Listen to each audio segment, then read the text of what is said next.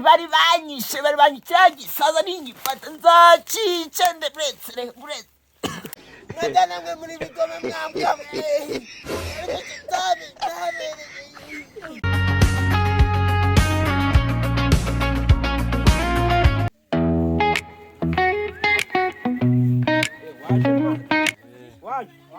Ahageze mwana. Ndi kubona usa nk'agafuko mwa.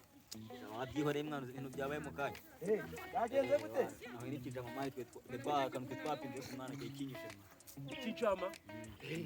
Gahunda ni ayindi rero irakomeye. Ukugudikira agakora. Aho umva mureke tubikore. Bicara ariko no kambayobore utuyobore si cyo kayobore inka mu gisho hajya bavugaga mu cyakindi baragiragamo igikuru aha igikuru ni cyane ubonye turi inka turi nguryo imbwa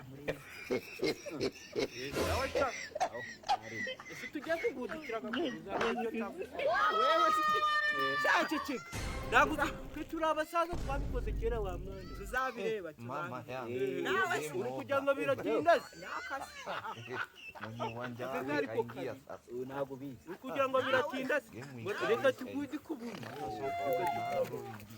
baji harabanza n'ibijyanye baji bandura cyo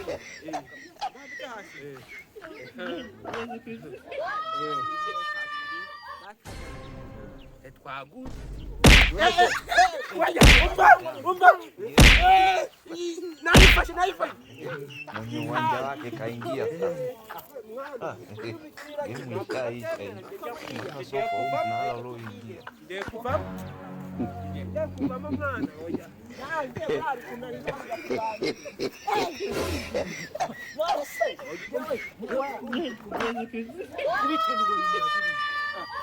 mama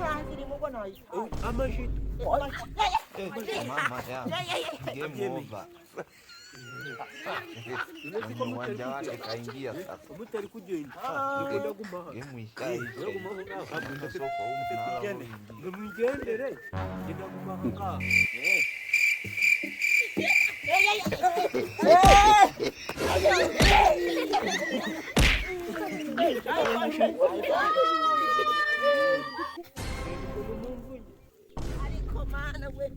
mama yangu game over mwenye uwanja wake kaingia sasa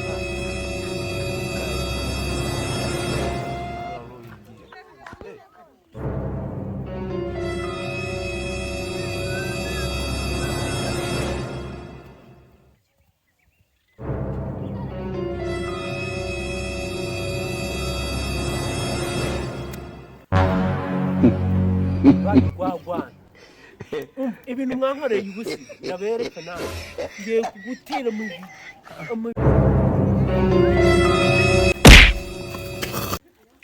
bari banyishe saza n'ingifata nzacica ndetse ndacere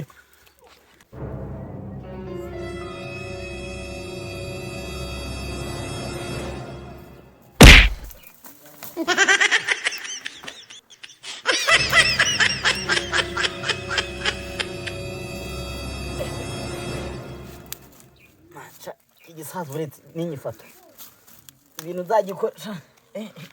nzagikora ngewe none nagahuma munwa kabisa urusaza ni urugome reba ukuntu rungize mwana gisaza